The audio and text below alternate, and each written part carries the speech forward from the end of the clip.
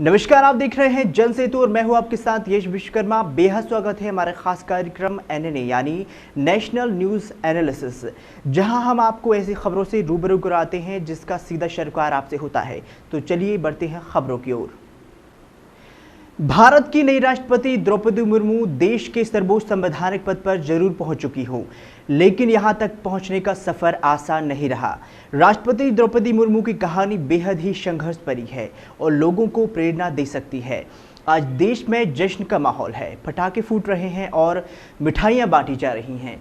लेकिन मुर्मू की जिंदगी में एक बार ऐसा भी लम्हा आया था जब वह पूरी तरह से टूट चुकी थी। वह अपने 3 बच्चों और पति को खो चुकी थी। द्रौपदी मुर्मू की महज 3 साल की पहली संतान 1994 में समाप्त हो गई थी। 2010 में उन्होंने अपने 25 वर्षीय बड़े बेटे लक्ष्मण को खो दिया। छोटा बेटा शुपुन साल 2013 में 28 साल का हुआ और वह भी दुनिया से रुखसत कर गया। बता दें कि अक्टूबर 2014 में पति श्यामचरण मुर्मू और दुनिया का साथ हमेशा के लिए छोड़ गए। मुर्मू का 4 साल में 2 बेटे और पति की मौत का सदमा झेलना पड़ा। कहा जाता है कि बड़े बेटे के निधन के बाद ही मुर्मू 6 महीने के लिए डिप्रेशन में चली गई थी। खुद की हिम्मत के बल पर वह अवसाद से बाहर आ सकी, इसके लिए मुर्मू ने आध्यात्मिक का सहारा लिया। बता दें कि मुर्मू एक आध्यात्मिक संस्था ब्रह्म कुमारी से जुड़ गईं और लगातार मेहनत और अपने कौशल के बलबूते पर आगे बढ़ती रहीं। बेटी स्त्री ने बताया कि माँ ये खासियत है। परिवार में मुर्मू की एक बेटी है, बेटी का नाम स्त्री है और मुर्मू की बेटी बैंक में काम करती है और इसके पति का नाम गणेश इब्राहिम है, जो कि एक रग्बी खिलाड़ी है। बता दें कि बेटी स्त्री के एक बार अपनी मां की द्रौपदी मुर्मू के लिए कहा था कि वह एक खुली किताब की तरह है और बहुत जल्द सबके साथ घुल मिल जाती है। उन्होंने कहा कि मां को आज तक जितने भी पद और जिम्मेदारियां मिली हैं, उन्होंने पूरी ईमानदारी और मेहनत के साथ काम किया है। इस तरह की मुर्मू की जीवन शैली है। राष्ट्रपति द्रौपदी मुर्मू बेहद ही अनुशासन जीवन जीती हैं। मुर्मू भी पीएम मोदी की तरह रोजाना ध्यान करती हैं। इसके लिए वह सुबह 3 बजे सोकर जागती हैं और फिर ध्यान लगाती हैं। बता दें कि वह रोज योग करती है, इसके बाद ही वह नाश्ता करती हैं और अखबार पढ़ती हैं। वह अपने साथ ही हमेशा ब्रह्म कुमारी की ट्रांसलाइंट और एक किताब रखती हैं। वह शुद्ध शाकाहारी और भोजन में प्याज और लहसुन भी नहीं लेती है। मुर्मू को उड़ीसा की सुप्रसिद्ध मिठाई चेन्ना पोड़ा बहुत पसंद है। बिजनौर में कल माहौल बिगाड़ने की एक साजिश को पुलिस ने नाकाम कर दिया है। आरोप है कि बिजनौर में भगवा रंग का साफा पहनकर 2 भाइयों ने 2 मजार में तोड़फोड़ की कोशिश की है। तोड़फोड़ की कोशिश शेरकोट में बाबा जलाल शाह की मजार और गांव के खोसिया वाले भूरे शाह के मजार पर की गई है। बता दें कि आरोपियों ने मजार की चादर को भी जला दिया है। इससे पहले उन्होंने शेरकोट स्थित कुतुब शाह की बाजार पर भी तोड़फोड़ की है। बता दें कि पुलिस ने दोनों आरोपियों को गिरफ्तार कर लिया है। आरोपियों की पहचान मोहम्मद कामिल और मोहम्मद आबिद के रूप में की गई है। दोनों से पूछताछ जारी है। खबर है कि इनसे एटीएस भी पूछताछ कर सकती है। इस वक्त कांवड़ यात्रा का मौसम चल रहा है। माना जा रहा है कि कांवड़ियों की पोशाक में तोड़फोड़ कर दोनों भाई माहौल बिगाड़ना चाहते थे। के अंतर्गत थाना शेरकोट में स्थानीय पुलिस ने बहुत ही बड़ी सांप्रदायिक साजिश का होने से रोका। घटना कुछ इस प्रकार से हुई कि ये सूचना लगभग 5 बजे के करीब आई कि 2 व्यक्तियों के द्वारा जलाल शाह की मजार पे तोड़फोड़ तथा कुछ चादरें जलाई गई हैं। इस पे बहुत ही त्वरित कार्रवाई करते हुए पुलिस वहाँ पहुँची। जब तक पुलिस वहाँ तहकीकात कर रही थी, ये सूचना फिर से प्राप्त हुई कि उसी थाना क्षेत्र में भूरे शाह की मजार पे भी कुछ तोड़फोड़ और आगजनी हुई है। वहाँ भी पुलिस और पीआरवी की गाड़ियाँ पहुँची तथा बहुत ही त्वरित कार्रवाई करते हुए 2 व्यक्तियों को गिरफ्तार किया गया। ये दोनों व्यक्ति, जिनका नाम कमाल और आदिल हैं, ये सगे भाई हैं। इन लोगों ने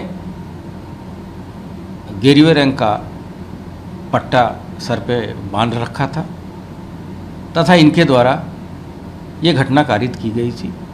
स्थानीय स्तर पर यह भी सूचना प्राप्त हुई थी कि वहाँ धार्मिक ग्रंथ को भी क्षति पहुँचाई गई है, लेकिन वहाँ उपस्थित धर्मगुरुओं के सामने ये चीज़ें चेक की गई तो धार्मिक ग्रंथों को किसी तरह की कोई क्षति नहीं पहुंचाई गई है। प्रारंभिक पूछताछ पर इन लोगों ने बताया कि उन लोगों ने शेरकोट कस्बे में सुबह 11:30 बजे एक कुतुब शाह की मज़ार है, वहाँ भी कुछ तोड़फोड़ की थी जो कि लोगों के संज्ञान में नहीं आई।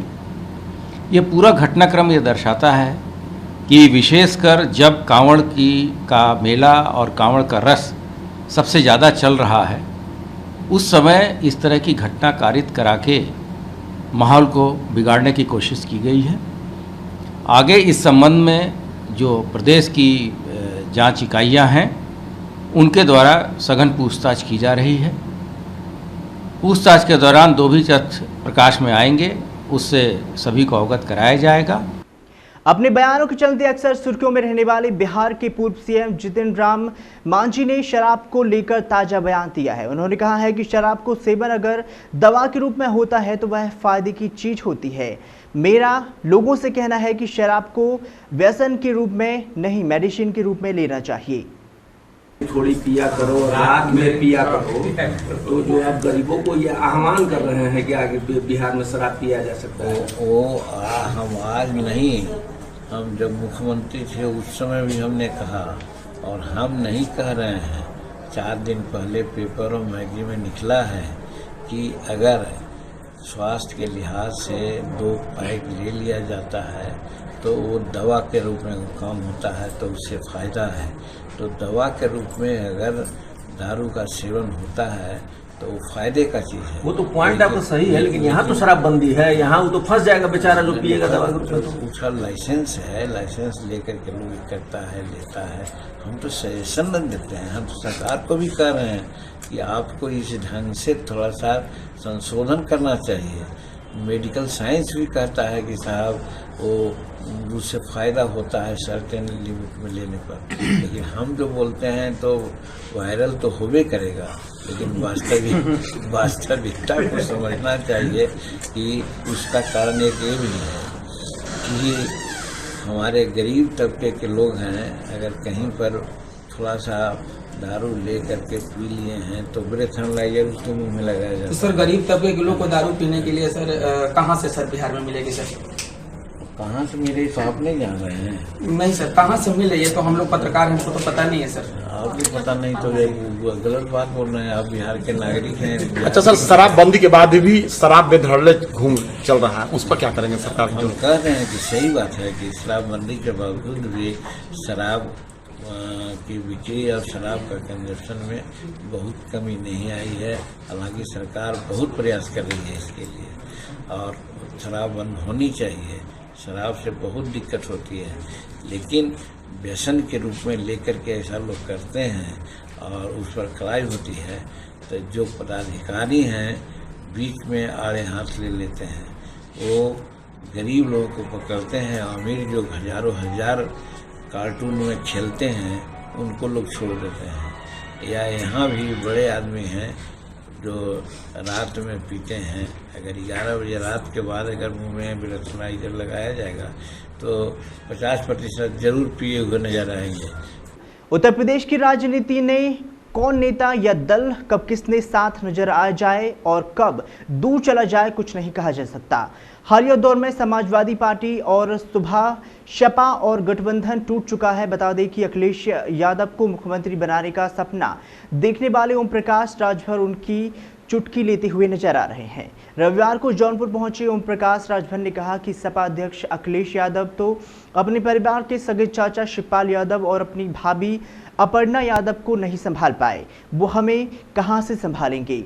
ओम प्रकाश राजभर ने आरोप लगाते हुए कहा कि अखिलेश यादव अपने आगे किसी की बात सुनना पसंद नहीं करते हैं। नहीं, हम तो शुरू से जब जिस दिन अंदर गए घर में, देखिए कहावत है, हम तो गांव के रहे वाला मन यही भाई है ना।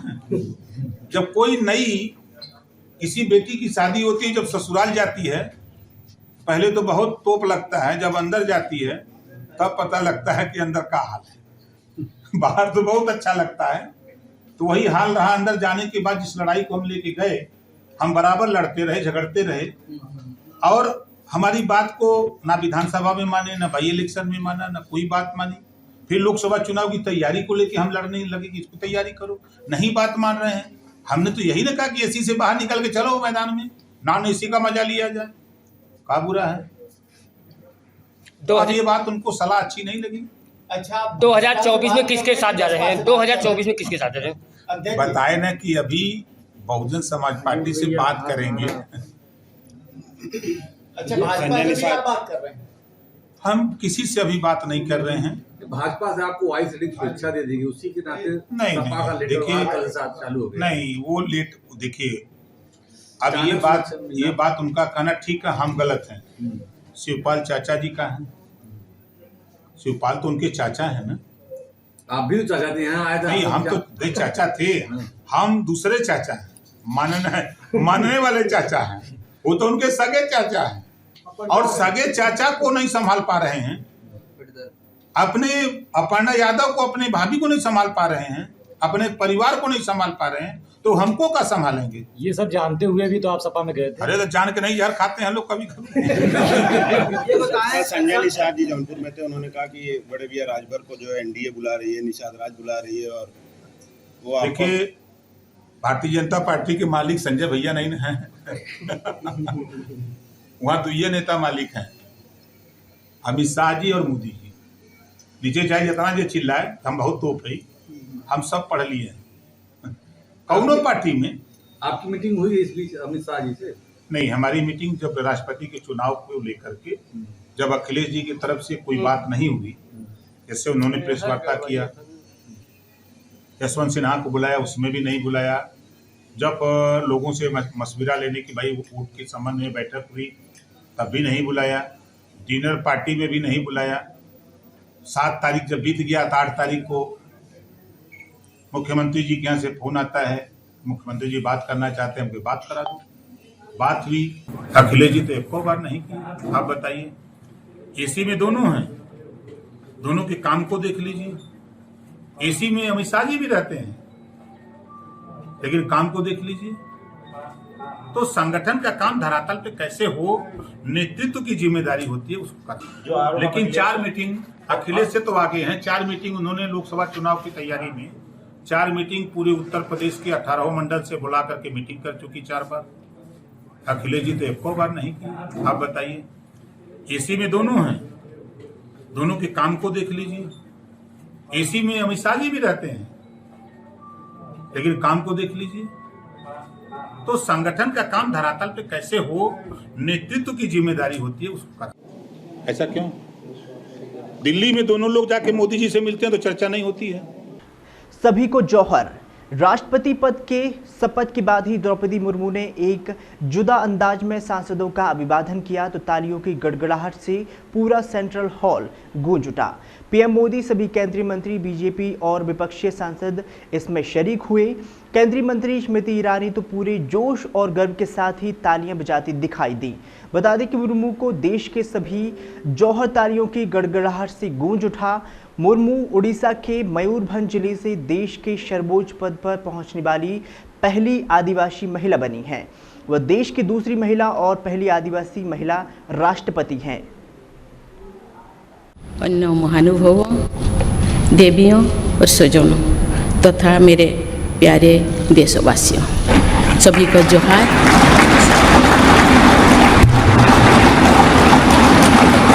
सभी को जोहार।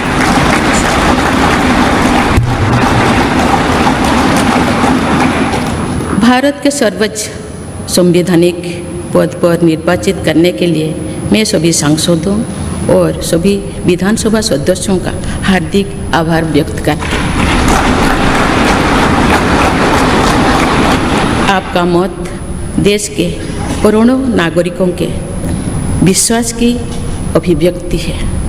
मैं भारत के समस्त नागरिकों की आशा, आकांक्षा और अधिकारों की प्रतीक इस पवित्र संसद से सभी देशवासियों का पूरी विनम्रता से अभिनंदन करते हैं।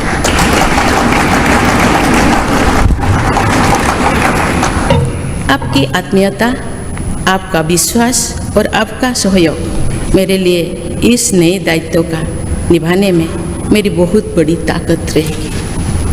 मुझे राष्ट्रपति के रूप में देश ने एक ऐसे महत्वपूर्ण कालखंड में चुना है जब हम अपनी आज़ादी का अमृत महोत्सव मना रहे हैं। लोकसभा में सोमवार को विपक्ष का हंगामा जारी रहा।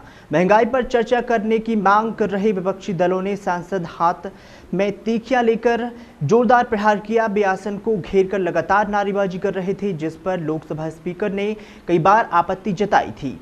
लोकसभा स्पीकर ने नाराजगी जाहिर करते हुए कहा कि सदन ऐसे नहीं चल सकता है। उन्होंने चेतावनी देते हुए कहा कि सदन की मर्यादा बनाए रखने के लिए मुझे कार्यवाही के लिए मजबूर होना पड़ेगा। उन्होंने कहा है कि तकिया दिखानी है तो 3 बजे के बाद बाहर दिखाइए, सदन के अंदर नहीं। माननीय सदस्यगण, आप जिस विषय पर चर्चा करने की मांग कर रहे हैं, सरकार उस विषय पर चर्चा करने को तैयार है। लेकिन माननीय सदस्य, मैं आपसे फिर आग्रह कर रहा हूं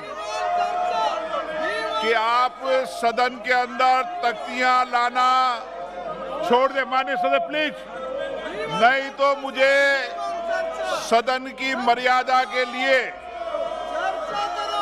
कार्रवाई करने के अलावा कोई विकल्प नहीं बचेगा। मैं आपसे आग्रह करता हूं, आप अपनी अपनी सीटों पर जाकर बैठे। सरकार चर्चा करने को तैयार है। जाइए सीट पर बैठिए, जाइए, मैं कराता हूं चर्चा। आप जाइए, तख्तियां नारेबाजी करने आओ, चर्चा करने आओ यहाँ पे। आप चर्चा करिए, ये सदन चर्चा संवाद के लिए है। जाइए आप। माननीय सदस्य, ठीक तरीका नहीं है आपका। नो, माननीय सदस्य, मैं आपको फिर आग्रह कर रहा हूं कि सदन की मर्यादा रखनी आपकी जिम्मेदारी है। माननीय सदस्य कोई भी तख्ती लेकर आएगा, मैं अंतिम बार कह रहा हूं, उसको सदन की कार्रवाई का हिस्सा नहीं बनने देंगे। आप सहृदयता मत समझिए, ये देश का लोकतंत्र का मंदिर है, यहाँ की मर्यादा रखना आप सबकी जिम्मेदारी है। लोकतंत्र के अंदर जितनी सदन की मर्यादा रखेंगे, उतना ही सदन के प्रति और आपके प्रति लोगों का विश्वास बढ़ेगा। लेकिन आपका तौर तरीका ठीक नहीं है। नो मार्क, नो, गलत तरीका। ठीक, चलिए। आप अगर चर्चा करना चाहते हैं तो 3 बजे मैं चर्चा शुरू करने को तैयार हूं। और अगर आप तख्तियां और नारेबाजी करना चाहते हैं तो 3 बजे बाद आप तख्तियां नाराबाजी करने का आपको अधिकार इस सदन से बाहर होगा। 3 बजे बाद तख्तियां और नारे लगाने का अधिकार आपको सदन से बाहर होगा। इस तरीके से सदन नहीं चल सकता। देश की जनता चाहती है सदन चले, और इसलिए मेरा आग्रह, अंतिम बार आग्रह कर रहा हूं कि 3 बजे बाद जो माननीय सदस्य आसन के सामने तख्तियां लाकर सदन की मर्यादा तोड़ना चाहते हैं, 3 बजे बाद उनको पर्याप्त समय, पर्याप्त मौका सदन के बाहर मिलेगा। धन्यवाद। सदन की कार्रवाई 3 बजे तक के लिए स्थगित की जाती है। एनएनए में सिर्फ इतना ही। ताजा तरीन खबरों के लिए देखते रहिए जनसेतु, जन से सरोकार।